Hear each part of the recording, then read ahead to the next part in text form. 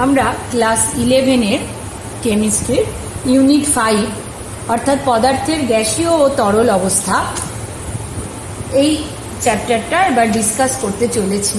তো পদার্থের এই অবস্থা বা স্টেটস অফ ম্যাটার যাকে ইংলিশে বলা হয়, বেশ ছোটবেলা থেকেই তোমরা এই বিষয়টা নিয়ে পরিচিত। পদার্থ কি তার সম্বন্ধে নলেজ তোমাদের যথেষ্ট পরিমাণে অবশ্যই আছে, এবং পদার্থের যে বিভিন্ন স্টেট বা অবস্থা, ভৌত অবস্থা, সেই ভৌত অবস্থাগুলো বিভিন্ন যে নাম সেগুলো তোমরা ভালোভাবেই জানো, কঠিন, তরল, গ্যাসীয়, সলিড, লিকুইড এবং গ্যাসিয়াস। তাহলে বলবে যে তাহলে নতুন কি পড়ছি আমরা এবার কঠিন, তরল, গ্যাসীয় এই যে বিভিন্ন স্টেট, সে বিভিন্ন স্টেটগুলো বেসিক্যালি কিভাবে রিচ করেছে সেটা সম্বন্ধে খানিকটা ধারণা গ্যাদার করব। সবসময় খানিকটাই বলা হয়, কারণ কনসেপ্ট লার্নিং একটা কন্টিনিউয়াস প্রসেস, যেটা একটা লাইফ লং প্রসেস। তার কখনো শুরু হতে পারে কিন্তু শেষ বলা যায় না। So let's move into the topic. কঠিন অবস্থা নিয়ে আমরা পরে ডিসকাস করব, আই গেস ক্লাস 11-এ নয়, ক্লাস 12-এ।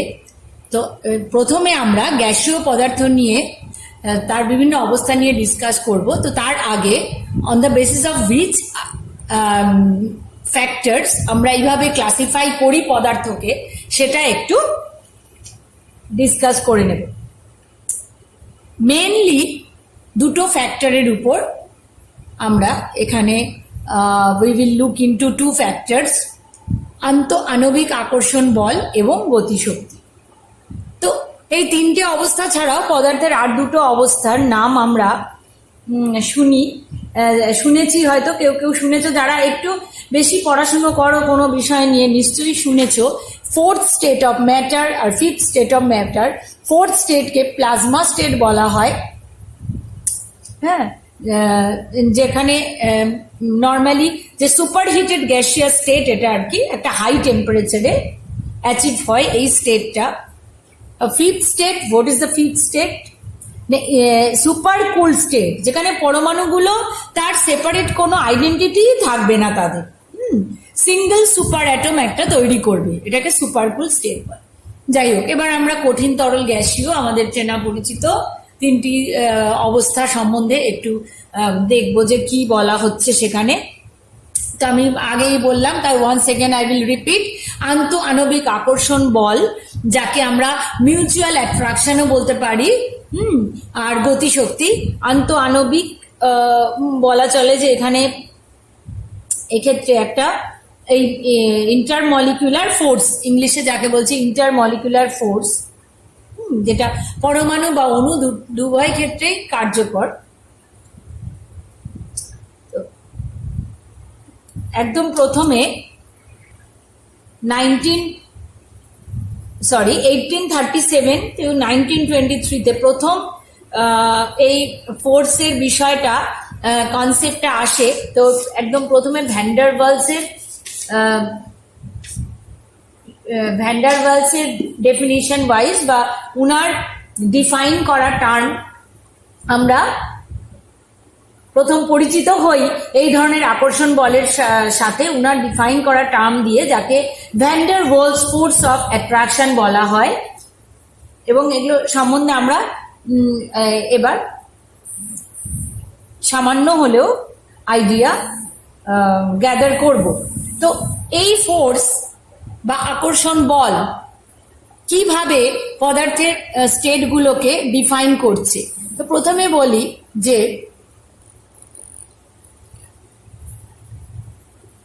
পদার্থের যে কণাগুলো, অর্থাৎ পদার্থ তো অসংখ্য ক্ষুদ্র ক্ষুদ্র কণা নিয়ে গঠিত, পরমাণু, অণু বা আয়ন।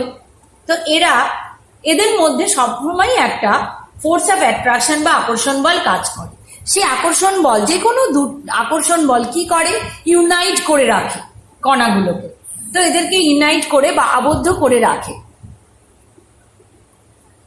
তো এই ইউনাইট করে রাখে যেমন আকর্ষণ বলগুলো, ঠিক আবার এটাও ঠিক, সাপোজ এই যে কণাগুলোকে আমি ছবি এঁকেছি মেকিং সার্কেলস, এদের মধ্যে উই ক্যান ইমাজিন যে ওদের মধ্যে একটা মিউচুয়াল অ্যাট্রাকশন, যাকে আমি এ দিয়ে প্রকাশ করেছি, রয়েছে। এবং তাপ প্রয়োগে কি হচ্ছে, এরা একে অন্যের থেকে দূরে সরে যায়। তো তাপ প্রয়োগে দূরে সরে যায়, তার মানে কি, ডিস্টেন্স বিটুইন দ্য পার্টিকেলস, আমি এখানে পার্টিকেলই বলছি, অণু হতে পারে, আয়ন হতে পারে, পরমাণু হতে পারে, তাই পার্টিকেলে বলছি। দেখো, তাপ প্রয়োগ করার পর ওদের গ্যাপটা, that is notified by R1 is greater than R, অর্থাৎ তাদের মধ্যে গ্যাপটা বেড়ে যাচ্ছে। তো এই যে তারা মিউচুয়াল অ্যাট্রাকশন ওদের ইউনাইট করে রাখার চেষ্টা করছে, কিন্তু আবার তাপ দিলে তারা যে দূরে সরেও যেতে চাইছে। So this two are the opposite factors, one is mutual attraction and another is escaping tendency, অর্থাৎ তাদের দূরে সরে যাওয়ার যে প্রবণতা। তো সেই দূরে সরে যাওয়ার প্রবণতা তাপ প্রয়োগে বেড়ে যাচ্ছে, এবং that is reflected into their kinetic energy বা গতি শক্তি, যেটাকে আমরা থার্মাল এনার্জি বা তাপ শক্তির মাধ্যমে এক্সপ্লেন করব। সো যখন এই মিউচুয়াল অ্যাট্রাকশনটা ইটি বা এসকেপিং টেন্ডেন্সির থেকে বেশি হচ্ছে, অর্থাৎ আকর্ষণ বলটা বেশি হচ্ছে রাদার দেন কি তাদের দূরে সরে যাওয়ার প্রবণতা, তখন সেই পদার্থটা কঠিন অবস্থায় থাকছে। But when this two factors are equal, অর্থাৎ প্রায় ইকুয়াল, কখনোই ইকুয়াল আমি বলবো না, অর্থাৎ যে আকর্ষণ বল এবং তাদের মধ্যে যে দূরে সরে যাওয়ার প্রবণতা, সেটা যখন প্রায় সমান হচ্ছে, তখন সেই পদার্থের অবস্থাটা হচ্ছে তরল বা লিকুইড। আর গ্যাসীয় অবস্থায় কি হচ্ছে, অবভিয়াসলি যখন এসকেপিং টেন্ডেন্সি অর্থাৎ দূরে সরে যাওয়ার প্রবণতা আকর্ষণ বলের থেকে বেশি হচ্ছে তখন আমরা পদার্থের সেই অবস্থাকে বলছি গ্যাসীয় অবস্থা। ঠিক আছে, অর্থাৎ কঠিন অবস্থায় আমরা দেখো পদার্থের যে কণাগুলো বেশ ঘন সন্নিবিষ্ট অবস্থায় থাকে, কারণ তাদের মধ্যে আকর্ষণ বল বেশি। তরলে তারা খানিকটা দূরে থাকে, তাদের আকর্ষণ বল খানিকটা কঠিনের থেকে কম, তাই তারা স্বাধীনভাবে অতটাও, খানিকটা আকর্ষণ বল থাকে তাই অতটাও স্বাধীনভাবে পুরোটা বিচরণ করতে পারে না। কিন্তু গ্যাসীয় অবস্থায় যেহেতু ওদের মিউচুয়াল অ্যাট্রাকশন বা আকর্ষণ বলটা প্রায় নেই বললেই চলে, মানে খুবই কম, তাই জন্য তার কণাগুলো কি হয়, একে অন্যের থেকে দূরে থাকে এবং তারা সর্বদা গতিশীল অবস্থায় থাকতে চায়, আর তাদের মধ্যে একটা বিশৃঙ্খলা থাকে। তাই তাদের মধ্যে গতি শক্তিও বেশি হয়। এখন গ্যাসীয় অবস্থার প্রপার্টিস গুলো আর ডিসকাস করতে গেলে তাহলে প্রথমেই আমরা কোন পয়েন্টটাকে এমফাসাইজ করব, যে তাদের গতীয় ধর্ম। কেন না তাদের মধ্যে আকর্ষণ বল যেহেতু খুবই কম, একেবারেই নগণ্যই বলা চলে, সেই জন্য তাদের মধ্যে তারা খুব বিশৃঙ্খল ভাবে একটা অন্যটার সাথে ধাক্কাও খায় এবং ছোটাছুটিও করতে পারে, আর সেটাকে আমরা বলা হয়, তাই তাদের ওই গতীয় ধর্ম, অর্থাৎ তাকে আমরা বলি র্যান্ডাম মোশন। এবং এরা যেহেতু পরস্পরের থেকে দূরে সরে যায় এবং যেখানেই রাখা হোক না কেন সমস্ত আকারটা পাত্রের আকার জুড়ে থাকতে চেষ্টা করে, অর্থাৎ যে পাত্রে রাখা হয় তার সমগ্র আয়তন অধিকার করে থাকে। তরল পদার্থের ক্ষেত্রে কিন্তু সেটা নয়, তার নির্দিষ্ট আকার না থাকলেও তার কিন্তু একটা আয়তন থাকে, কিন্তু গ্যাসীয় পদার্থের ক্ষেত্রে তা হয় না। যে পাত্রে রাখো সেই পাত্রের পুরো আয়তনটাই ও দখল করে নিতে পারে, দখল করে থাকতে পারে। আর কঠিন পদার্থের তো তোমরা জানোই তার নির্দিষ্ট আকার ও আয়তন সবই আছে। তাহলে আবার রিপিট করি, কঠিন পদার্থের নির্দিষ্ট আকার ও আয়তন আছে, তরল পদার্থের ক্ষেত্রে তাদের আকার নেই কিন্তু নির্দিষ্ট আয়তন আছে, কঠিন পদার্থের ক্ষেত্রে গ্যাসীয় পদার্থের ক্ষেত্রে তার নির্দিষ্ট আকার বা আয়তন কোনোটাই নেই। পাত্রের মধ্যে ঢেলে দাও, সে পুরোটাই দখল করে। এই ঘরের মধ্যে ধূপ জ্বালো, ধূপের ধোঁয়া সারা ঘর ভরে যাবে, অর্থাৎ তাকে আমি আটকে রাখতে পারছি না, সে সারা ঘরটাই জুড়ে থাকছে। এবার আমরা ওই ফোর্সেস গুলো দেখবো, যে ফোর্সেস গুলো রেসপন্সিবল হচ্ছে এদের স্টেট গুলোকে ডিফাইন করার ক্ষেত্রে।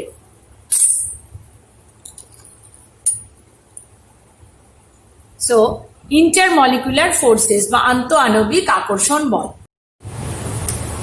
লন্ডন ফোর্স, তাৎক্ষণিক আহিত ডাইপোল, তাৎক্ষণিক আহিত ডাইপোল।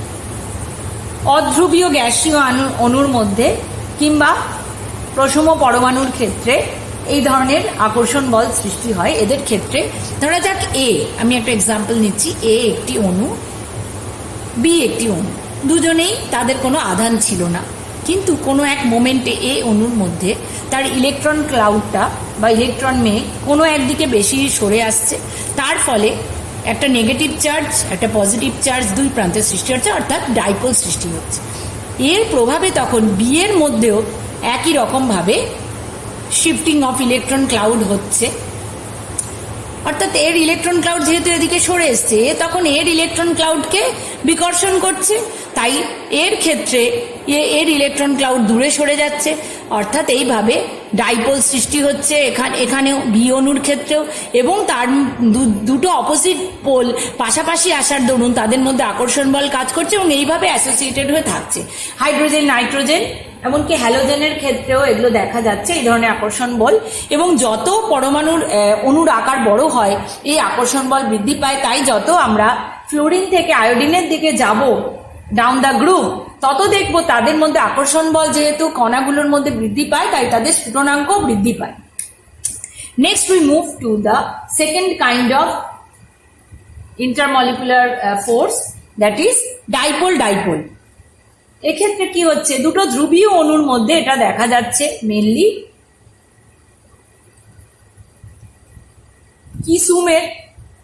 কিসুম সায়েন্টিস্ট কিসুমের ব্যাখ্যায় এটা ভালোভাবে এক্সপ্লেনড হয়। ধরো HCl একটি অণু, একটি ধ্রুবীয় অণু, তার মধ্যে আমরা ডাইপোল দেখতে পাই। Cl যেহেতু তড়িৎ ঋণাত্মক, তাই বন্ধনের ইলেকট্রন জোট তার দিকে সরে যাবে এবং সেখানে মাইনাস চার্জ ডেভেলপ করবে এবং H এর দিকে প্লাস চার্জ। তো এইরকম দুটি HCl অণুর মধ্যে যে ডাইপোল ডাইপোল অ্যাট্রাকশন হবে, সেটাও একটা কাইন্ড অফ ইন্টারমলিকুলার ফোর্স। এইভাবে দুটি অণুকে আকৃষ্ট করে রাখে, আকর্ষণ বল ক্রিয়াশীল থাকে। জল, অ্যামোনিয়া প্রভৃতি অণুর ক্ষেত্রে এই ধরনের আকর্ষণ বল দেখা যায়। নেক্সট যেটা আমরা দেখবো, অর্থাৎ পোলার অণুর মধ্যে এই ধরনের আকর্ষণ বল দেখা যায়। তাই পোলার অণুর মধ্যে ডাইপোল ডাইপোল অ্যাট্রাকশন ফোর্স কাজ করে এবং লন্ডন ফোর্সও কাজ করে। নেক্সট হচ্ছে ডাইপোল ইনডিউস ডাইপোল বা ডাইপোল আহিত ডাইপোল, অর্থাৎ একটা অণু যার মধ্যে একটা স্থায়ী ডাইপোল রয়েছে, তার সাথে যখন একটা নন পোলার অণু আনা হচ্ছে, অর্থাৎ একটাই পার্মানেন্ট ডাইপোল রয়েছে, ধরা যাক এবি, এই অণুটিতে পার্মানেন্ট ডাইপোল রয়েছে, তার সংস্পর্শে যখন একটি অধ্রুবীয় অণু আসে, তখন কি করে, ওই অধ্রুবীয় অণুর মধ্যে ডাইপোল আহিত করে দেয়, অর্থাৎ তার মধ্যে দ্বিমেরু সৃষ্টি করে দেয়, অধ্রুবীয় অণুর মধ্যে দ্বিমেরু সৃষ্টি করে দেয়। তার ফলে স্থায়ী দ্বিমেরু যুক্ত অর্থাৎ পার্মানেন্ট ডাইপোলওয়ালা এই অণু এবং এই অধ্রুবীয় অণু যার মধ্যে আহিত হলো ডাইপোল, এদের মধ্যে আকর্ষণ বল কাজ করছে। এক্সাম্পল হচ্ছে জলের সাথে অক্সিজেনের আকর্ষণ। ঠিক আছে, এই হলো different kinds of intermolecular forces. তাহলে গ্যাসীয় অবস্থা যে আমরা ডিফাইন করব, ধরো ইন্টারমলিকুলার ফোর্স এবং যে গতিশক্তি বা কাইনেটিক এনার্জি, এর সাহায্যে, এর কম্বাইন্ড এফেক্ট দিয়ে আমরা কোনো পদার্থের স্টেটকে ডিফাইন করব। তো এর সাহায্যে গ্যাসীয় অবস্থাকে যে আমরা ডিফাইন করব, তাতে আমরা কি বলতে পারি যে গ্যাসীয় অবস্থার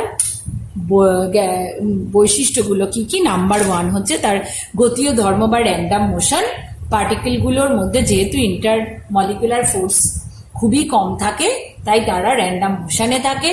নেক্সট হচ্ছে পাত্রের সমগ্র আয়তন অধিকার করে থাকে। নাম্বার 3 বা সি হচ্ছে তার সংকোচনশীলতা ধর্ম থাকে, প্রসারণশীলতা এবং ব্যাপন। অর্থাৎ এগুলো আমরা ক্লাস 10-এই পড়েছি, তাই রিপিট করছি যে চাপ প্রয়োগে তার আয়তন সংকুচিত হয়, চাপ হ্রাস করলে তার আয়তন বৃদ্ধি পায়, যাকে আমরা প্রসারণশীলতা বলি, আর আগেরটাকে সংকোচনশীলতা বলি।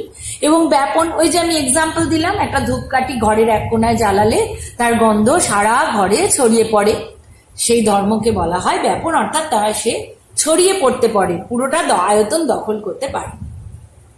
তো এবার আমরা দেখব যে ওর পরিমেয় ধর্মগুলো কি কি, অর্থাৎ গ্যাসের পরিমেয় ধর্ম কোন কোন ধর্মগুলোকে আমরা পরিমাপ করতে পারি। নাম্বার 1 হলো ভর। ধরা যাক একটা খালি কন্টেনার যার ভর হলো W1 gram. when that is filled with gas তার ভর হলো W2 গ্রাম। তাহলে what is the mass of the gas? Difference বার করতে হবে, that is equals to W2 minus W1 গ্রাম। সুতরাং এখান থেকে আমরা নাম্বার অফ মোলস কি করে ক্যালকুলেট করব? গ্যাসের ভর যেটা আমরা ক্যালকুলেট করে পাচ্ছি W2 minus W1 divided by তার molar mass. Next we move to আয়তন। কোনো গ্যাসকে যে পাত্রে রাখা হচ্ছে তার সেই পাত্রেরই আয়তন সে দখল করছে, তাই পাত্রের আয়তনকেই গ্যাসের আয়তন ধরা হয়। এবার দেখো বিষয়টা কি। ধরা যাক একটা পাত্র যেখানে কিছুটা সলিড রয়েছে, তাহলে গ্যাস কি তাহলে সলিড সমস্ত আয়তনটা দখল করবে না? সলিডের আয়তন যেটা, মনে করো এখানে সলিডের আয়তন হচ্ছে এক্স, এন্টায়ার আয়তন হচ্ছে ভি, তাহলে গ্যাসের আয়তন কত হবে? V minus x. অর্থাৎ সলিডের আয়তন বাদ দিয়ে বাকি যে খালি জায়গাটাও পাবে, যেখানেও ভ্যাকেন্ট জায়গা পাচ্ছে, পুরোটা দখল করছে। এবার দেখো, ধরো এ বি সি তিনটে গ্যাস যারা একে অন্যের সাথে বিক্রিয়া করে না, they do not react with each other, একই ভেসেলের মধ্যে রাখা হলো। ভেসেলটার ভলিউম হলো 100 সিসি। ওকে, তাহলে ভিএ ভিভি ভিসি এদের ভলিউম কি হবে? তুমি বলবে কি করে বুঝবো? That is the fun. ওদের ভলিউম হবে, প্রত্যেকের ভলিউম হবে 100 সিসি। কেন? ওরা প্রত্যেকেই এন্টায়ারটা দখল করে থাকবে, এন্টায়ার ভেসেলটাকে দখল করে থাকবে। ওদের মধ্যে যদি কোনো রিয়াকশন না হয়, একই ভেসেলে যদি রাখা হয়, তাহলে ওদের প্রত্যেকের আয়তনকেই আমরা বলবো 100 সিসি। ওরা টোটালি এন্টায়ার ভেসেলটা দখল করে রাখবে। কোন ইউনিটে আমরা যখন অঙ্ক টঙ্ক কষতে যাব এবং কোন ইউনিট ইউজ করব? লিটার কিংবা decimetre cube. 1 litre equals to 1000 ml বা 1000 সিসি। এবার আমরা চাপ, গ্যাসের চাপ, another important parameter। কোনো পাত্রে যদি গ্যাসকে আবদ্ধ অবস্থায় থাকে, তখন ওর যে অণুগুলো তারা কন্টিনিউয়াসলি একে অন্যের সাথে কোলাইড করে, ধাক্কা দেয়। সাপোজ এই এ বি সি, এ বি এর সাথে করছে এবং যাই হোক, প্রত্যেকের সঙ্গে ধাক্কাধাক্কি করবে, এবং এর ফলে এই ওয়ালের যে দেয়ালের মধ্যে যে ধাক্কা দিচ্ছে, অর্থাৎ যে একক ক্ষেত্রফলে যে বল প্রয়োগ করছে, তাকেই বলা হচ্ছে ওই গ্যাসটার চাপ। আমরা বেশ ছোটবেলা থেকে এটা পড়েছি। ব্যারোমিটার দিয়ে বায়ুমণ্ডলের চাপ মাপা হয়, অর্থাৎ ফোর্স পার ইউনিট এরিয়া। এর একক কি? নিউটন পার মিটার স্কোয়ার বা প্যাসকাল।